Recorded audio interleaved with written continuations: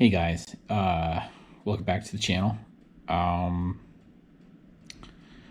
yeah, today wanted to talk a bit about buying used RC cars and stuff. Um, yeah, so I remember when I was getting into racing. I started out with a used two-wheel drive Slash, and then I acquired a used four-wheel drive Slash. Both were good cars. Both weren't necessarily the best taken care of. I mean, they're Traxxas, so the parts are cheap. It's easy to fix, so it's not that big of a deal. And then I bought my first Tekno probably 6 or 7 months or so after the Slash, the four-wheel drive, and it was in okay shape. I thought I was getting a better deal than I did. I didn't get a terrible deal because I got a roller. Actually, I got an ARTR because it had speedo and the motor in it. It did not have a receiver. It came with 2 sets of tires. Thought it was coming with a body, but it didn't. But I also got 2 batteries out of it. So what I paid for all of it kind of washed out once I ended up selling the batteries, because I wasn't using SMC batteries at the time like I am now. So I think it was 200 or 300 for the truck, and I ended up, like, all things said and done, after selling the batteries off, it was like 260, 240, something, I can't remember. The truck I bought, being used, was in okay shape. It is pretty well taken care of, but I didn't know who I bought it from.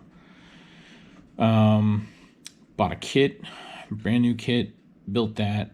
So that was really my first new experience, was with the SCT 410.3, which I don't have anymore. And then my first buggy roller, I bought used. So out of the 2 race quality ones, the truck was by far the better quality and the better deal. The buggy,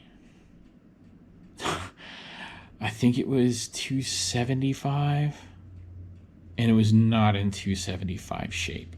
The chassis was really worn out. There was a hole in the rear end of the chassis.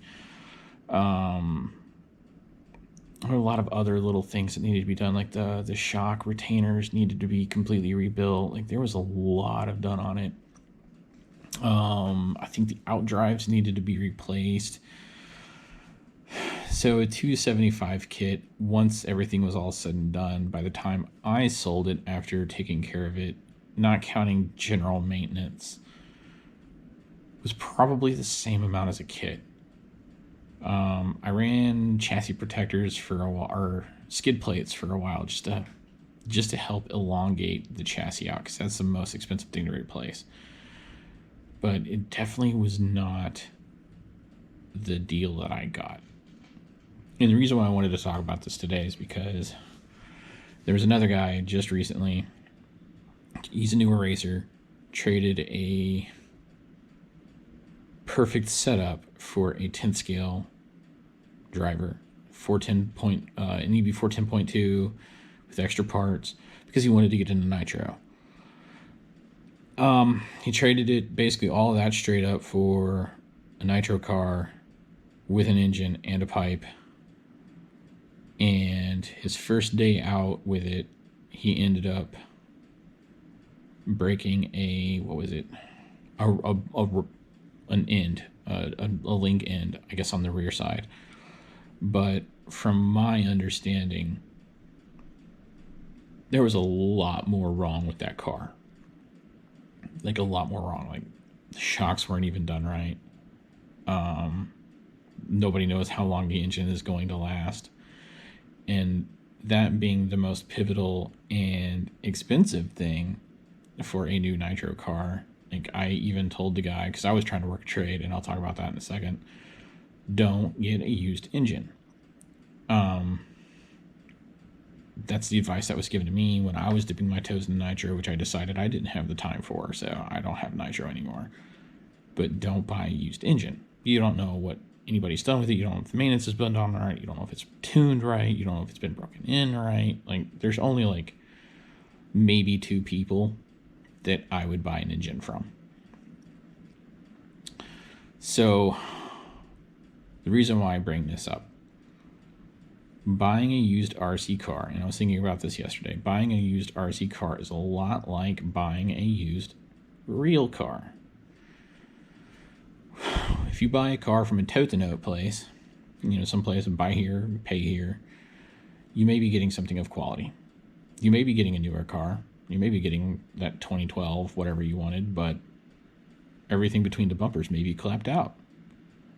I've seen it a couple of times where people have bought new to them cars. They bought used cars, and this was just recently. Still had the new buyer's plate on it, but it was dead in the water. Like, it sat in this one spot in my hometown for like a week and a half before they finally towed it. Like, you bought a car and it immediately died. And that's kind of the same situation where my dad ride, I bought from an actual dealership. So I know it's been gone through and I know it's in good shape. Came with a warranty too, so that's a bonus. But I bought it from a reputable place. The car I had before that did the same thing. I bought it from a reputable place. There's only a few people that I know personally that I would actually buy a car from. Because you don't know how people treat their stuff. And so now I feel bad because this guy, I was trying to get rid of my 48.4 nitro roller. And I was pretty much willing to trade it up, straight up nitro roller for just his baby buggy. Yeah, he wouldn't have had an engine, he wouldn't have had a pipe, but he would have had a car that was taken care of. Because the nitro car that I had, I bought from somebody I have explicit trust in RC, and I only ran it a handful of times. So the diffs in it probably could have been serviced, but they were fine. The shocks, about the worst that would have needed to be done is different oil put in it for the temperatures, but otherwise they were fine. They were completely fine.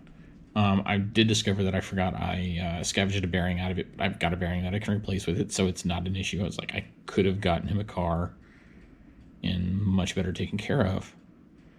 That, yeah, it's a rod end. It might still break, but you don't have shocks that are empty. And from what I heard, not even the right kind of oil in shocks. It's like, I don't know. I know everybody wants to try to do this hobby for cheap. And I know people like to get into nitro because they get, they see the long run times and everything like that. But if you're going to do RC for cheap, the cheapest way to do RC is electric. Straight up, it's electric. You can't do nitro cheap. You just can't. So I feel bad for the guy. He's a new guy, and like now it's just like, I don't know.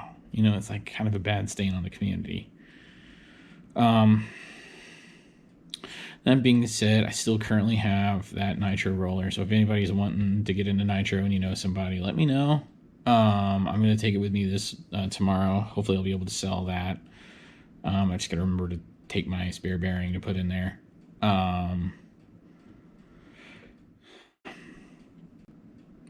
We got to do better, guys.